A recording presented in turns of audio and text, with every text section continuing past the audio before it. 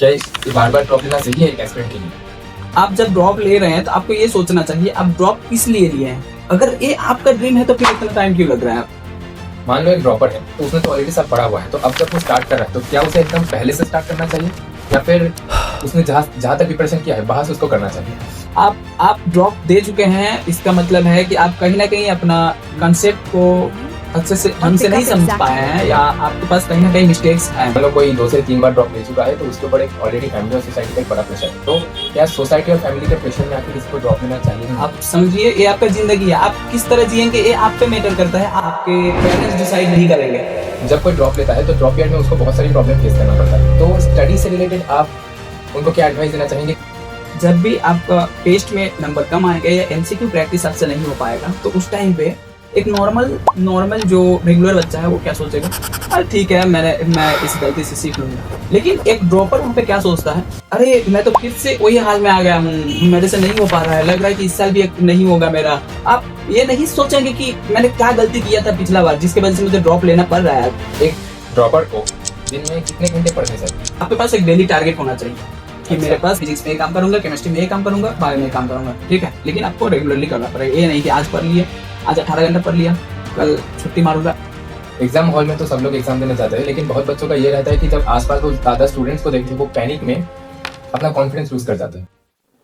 जब बार बार फेल होने के बाद भी डॉक्टर बनने का जज्बा जिंदा है तो क्या एक और ड्रॉप लेना सही है? अगर वो ड्रॉप ले रहा है तो ड्रॉप ईयर के समय उसको किन किन चीजों का ध्यान रखना चाहिए, क्योंकि ड्रॉप लेना जितना आसान लगता है उतना आसान है नहीं। It is the toughest phase in aspirants life. 2027 में आपको ड्रॉप लेना चाहिए कि नहीं, ये लाखों स्टूडेंट्स के दिमाग में चल रहा है। इसीलिए आज हम ग्राउंड लेवल पे एक एस्पिरेंट का प्रेशर, एक एस्पिरेंट को क्या क्या प्रॉब्लम फेस करना पड़ता है, इस चीजों में बात करेंगे। और इस बारे में बात करने के लिए आज मेरे साथ है मेरे प्यारे दोस्त अजय, जो Diamond Harbour government medical college के बहुत ही ब्रिलियंट स्टूडेंट है और अपने एमबीबीएस लाइफ के साथ साथ वो एक यूट्यूब चैनल भी चलाते हैं जिसका नाम है मेडिको अजय। आप लोग जाके वहां पर उनको जरूर सपोर्ट कीजिए। और आज हम उनसे जानेंगे कि एक एस्पिरेंट को अगर वो ड्रॉप ले रहा है कैसे वो अपनी प्रिपरेशन को ठीक तरह से कर सके ताकि अगले साल उसको ड्रॉप लेना ना पड़े।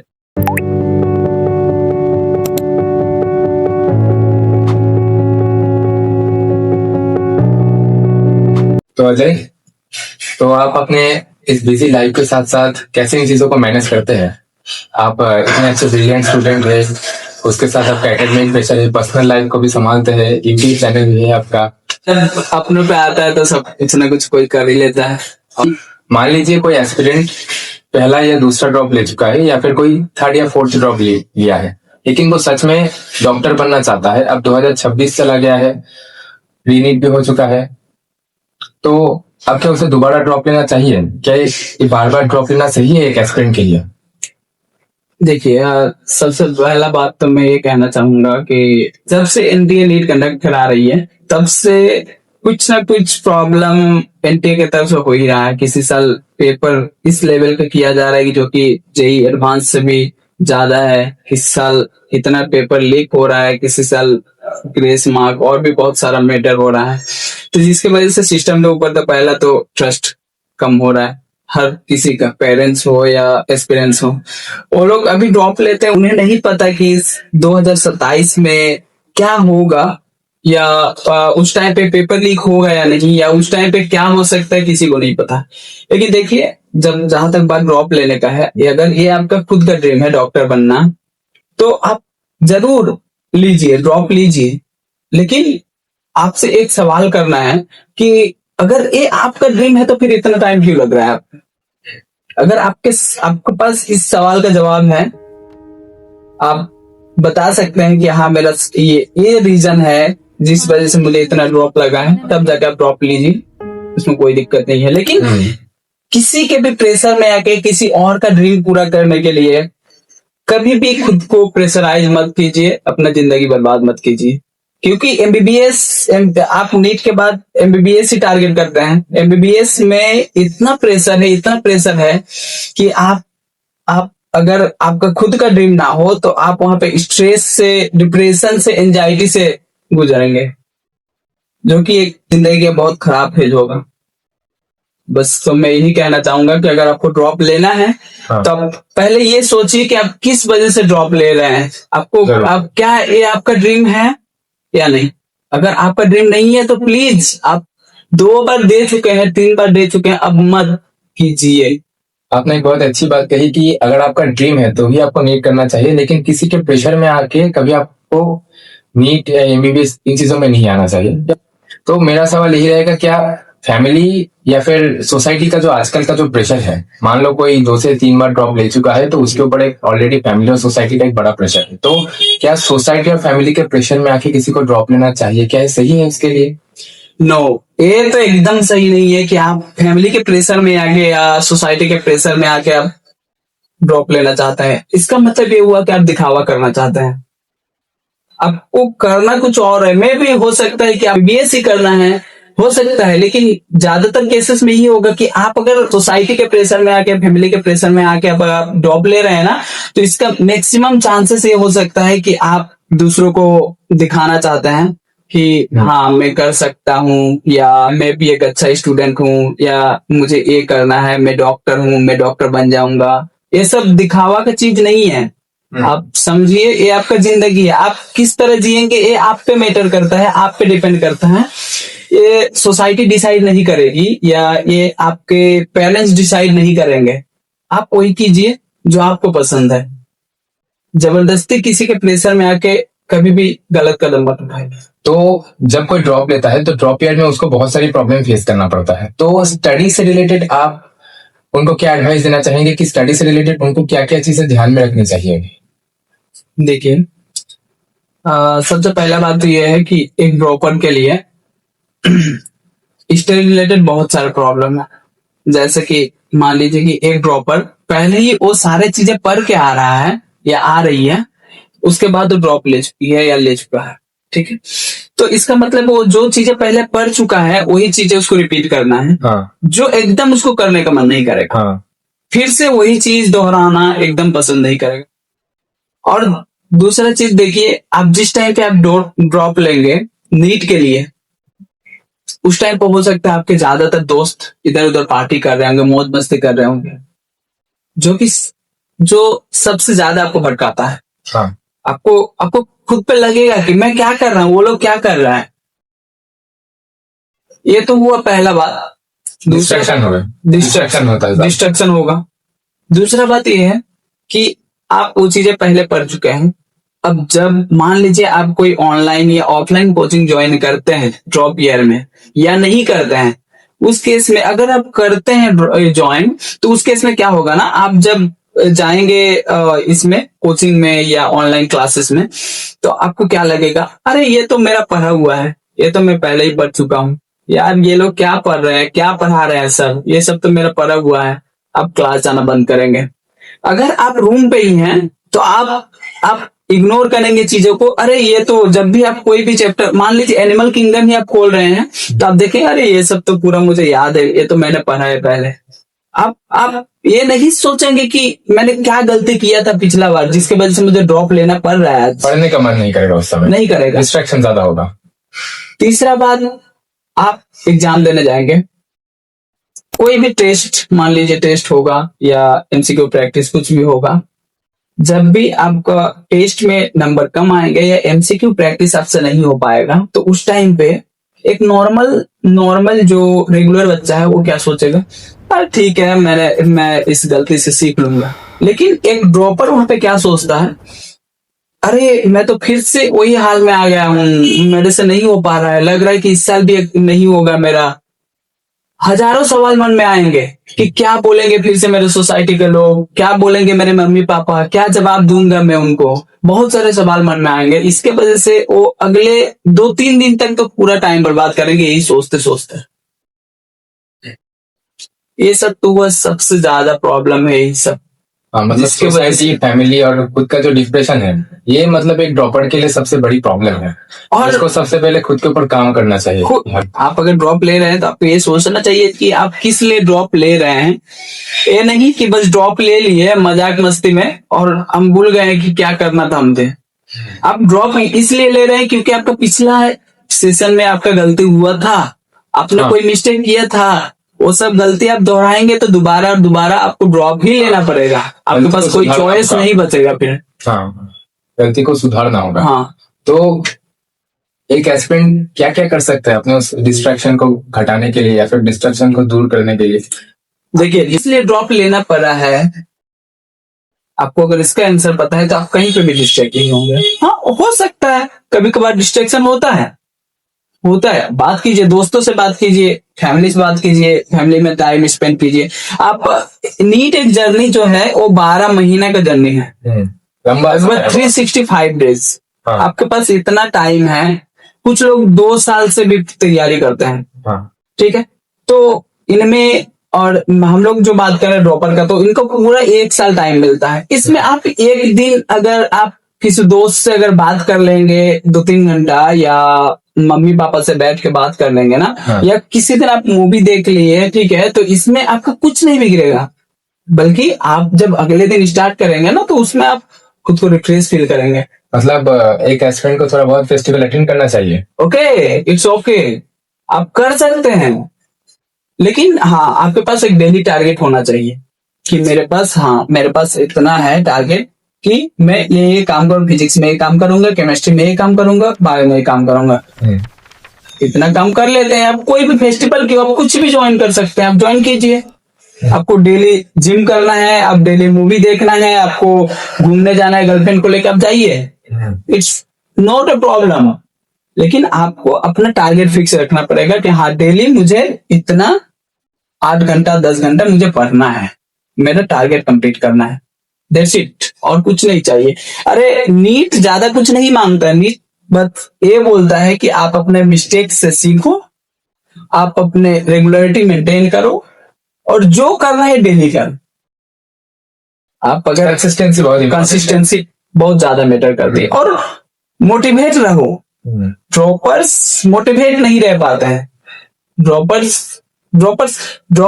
आप ड्रॉप लिए, आपको मोटिवेट रहना पड़ेगा, आप बाकी की तरह नॉर्मल नहीं है। आपको ये मान के चलना पड़ेगा कि बाकी लोग, जो लोग अभी रेगुलर हैं, उनसे आप थोड़ा अलग हैं, लेकिन हाँ आप इंसान तो आप हैं ही, आपको भी सब कुछ का जरूरत है। आप खुद पे मोटिवेट रहिए, खुद पे बिलीफ रखिए, जो कि सबसे ज्यादा मैटर करता है। कि एक ड्रॉपर को दिन में कितने घंटे पढ़ने चाहिए? देखिए एक मुद्दा बात ये बोलूं तो ज्यादा से ज्यादा 8 से 10 घंटा से ज्यादा जरूरत नहीं होता है। आप अगर कोचिंग ज्वाइन कर रहे हैं तो आपका 6 घंटा तो मिनिमम कोचिंग में चला जाएगा। बाकी का कोचिंग में पढ़ाया हुआ चीज आपको शाम में रिवाइज करने के लिए, उससे रिलेटेड एमसीक्यू प्रैक्टिस करने के लिए 4 से 5 घंटा लगना चाहिए। ठीक है, अगर आपको उससे कम लग रहा है तो फिर अच्छी बात है। और मैक्सिमम से मैक्सिमम 10 से 11 घंटा, बहुत ज्यादा हो गया तो 12 घंटा, ठीक है, दैट्स एनफ। ठीक है, लेकिन आपको रेगुलरली करना पड़ेगा। ये नहीं कि आज पढ़ लिए, आज 18 घंटा पढ़ लिया, कल छुट्टी मारूंगा, आज तो 6 घंटे ज्यादा पढ़ लिया तो कल छुट्टी मारूंगा। अच्छा, रोज 10 घंटा पढ़ो, रोज कंसिस्टेंसी पढ़ो। अपना डेली गोल कंप्लीट करना चाहिए पर्सन को दिन में। मेरा अगला सवाल आपसे ये है कि मान लो एक ड्रॉपर है, तो उसने तो ऑलरेडी सब पढ़ा हुआ है, तो अब जब वो स्टार्ट कर रहा है तो क्या उसे एकदम पहले से स्टार्ट करना चाहिए, या फिर उसने जहां तक प्रिपरेशन किया है वहां से उसको करना चाहिए? वो कैसे अपनी प्रिपरेशन को शुरू करे अभी? नहीं, देखिए जो लोग ड्रॉप लेते हैं उनमें से कई लोग ऐसे भी होते हैं जो लोग 100% सिलेबस कवर कर चुके हैं। हाँ। और कुछ लोग ऐसे भी होते हैं जिनका 50% सिलेबस कंप्लीटेड है, किसी का 25% कंप्लीटेड है। ठीक है, ये डिपेंड करता है उनके सिनेरियो पे। ठीक है, अब कुछ लोग जो 100% सिलेबस कंप्लीट कर चुके हैं तो फिर वो क्या करेंगे, वो स्टार्टिंग से रिवाइज करना स्टार्ट करेंगे टेस्ट का, लेकिन ये गलत है, ये गलत है। आप स्टार्टिंग में रिवाइज करना स्टार्ट करें, क्या होगा उससे आपका, आप ड्रॉप दे चुके हैं, इसका मतलब है कि आप कहीं ना कहीं अपना कंसेप्ट को अच्छे से ढंग से नहीं समझ पाए हैं, या आपके पास कहीं ना कहीं मिस्टेक्स हैं, तो जिसको जानने के लिए, समझने के लिए आपको दोबारा से स्टार्ट करना पड़ेगा। आप अगर बहुत ज्यादा कॉन्फिडेंट है किसी चैप्टर पे, आप उस चैप्टर के एमसीक्यू पहले यूज कीजिए। आप बहुत ज्यादा अगर कॉन्फिडेंट है कि नहीं मेरा 90% 95% ये लग रहा है कि ये चैप्टर का मैं सारा कर लूंगा, मुझे आता है ये चैप्टर, तो आप कीजिए कि पीवाईक्यू उठाइए, सारा पीवाईक्यू लगाइए, अगर आपसे पूरा बन रहा है तो ठीक है, फिर आप आगे बढ़िए उस चैप्टर हाँ, का, आपको definitely। पढ़ने का कोई जरूरत नहीं है। हाँ, लेकिन definitely। जिस चैप्टर में आपको नहीं आता है 60%, 70%, 80% कर रहा है ना, हाँ। उस चैप्टर को आपको दोबारा से पढ़ना पड़ेगा। तो मैं यही कहूंगा, आप ड्रॉपर हो या फ्रेशर हो, आपको पूरा लेक्चर देखना चाहिए। जी। आपको पूरा लेक्चर देखना चाहिए, जिससे जरूर, आपका एक हाँ। रूटीन बनता है, शेड्यूल बनता है, जो बहुत ज्यादा मैटर करती है। आप इधर उधर भटकेंगे नहीं, जब आपके पास एक शेड्यूल रहेगा, एक रूटीन रहेगा, एक टारगेट रहेगा। हाँ, बैच रहेगा तो ध्यान में रहेगा कि मुझे इतना लेक्चर करना है, इतना डीपीपी करना है, तो दिन का एक शेड्यूल ऑलरेडी बना हुआ होता है, तो डिस्ट्रैक्शन कम होता है वहाँ पे। एग्जाम हॉल में तो सब लोग एग्जाम देने जाते हैं, लेकिन बहुत बच्चों का ये रहता है कि जब आसपास वो ज्यादा स्टूडेंट्स को देखते हैं, वो पैनिक में क्या होता है कि वो लोग अपना कॉन्फिडेंस लूज कर जाते हैं। ये ड्रॉपर्स के साथ भी होता है, फ्रेशर्स के साथ भी होता है, जो भी जाता है एग्जाम देने। अब मान लो वो एग्जाम देने जा रहा है, आसपास इतने स्टूडेंट्स को देख के एग्जाम हॉल में गया, देख रहा है कि कितना सारा क्राउड है, हर कोई एनसीईआरटी खोल के तब पढ़ रहा है, कोई ये पढ़ रहा है, कि कोई फिजिक्स के प्रॉब्लम डिवाइस कर रहा है, तो बाहर जाके उसको क्या करना चाहिए? एग्जाम में जाने से 2-3 घंटा पहले या एग्जाम जाने के दिन भी उसको कुछ पढ़ना चाहिए, कुछ रिवाइज करना चाहिए। और एग्जाम हॉल में जाके उसका ये जो पैनिक हो रहा है, उसको वो कैसे कंट्रोल करे, उसको कैसे खुद को शांत रखना चाहिए उस समय? हाँ, देखिए, आपने एक बहुत अच्छा सवाल पूछा है कि एग्जाम हॉल के बाहर क्या करना चाहिए। देखिए, मैं ये मानता हूँ कि आपने पूरा साल अगर मेहनत किया है, पूरा साल अगर शिद्दत से पढ़ाई किया है आपने, आपके पास पूरा सारा चीज का कॉन्फिडेंस है, आप खुद पे बिलीफ है, तो कोई जरूरत नहीं है 1-2 घंटा, 3 घंटा, एक दिन कोई मैटर नहीं करता है। एक दिन में आप सारा चीजें भूल नहीं जाएंगे। आप जो पढ़ चुके हैं ना, वो आपके दिमाग में है।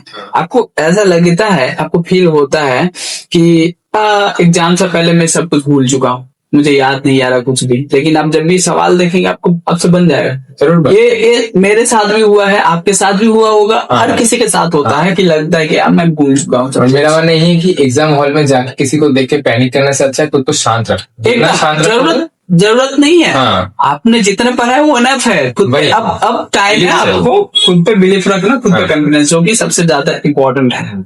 आप चाहिए, आराम से रहिए। एग्जाम के यही है, एग्जाम के पहले दिन, एक दिन पहले से आप बस दोपहर तक पढ़िए, उसके बाद शांत रहिए एकदम। कोई जरूरत नहीं है एग्जाम के दिन पढ़ने का या एग्जाम के पहले दिन। अगर बहुत ज्यादा लग रहा है कि नहीं मुझे पढ़ना ही चाहिए, एकदम बहुत ज्यादा लग रहा है कि नहीं मैं, तो आप एक काम कीजिए कि एनसीईआरटी उठाइए बायो का, और जहां जहां पे आप मार्क किए हैं एक बार करके बस उसको रिवाइव कर लिए बस। और एग्जाम हॉल का बात, जो एग्जाम हॉल का बात आपने किया कि एग्जाम हॉल में जाके बहुत लोग पैनिक कर जाते हैं, ये सब नॉर्मल है।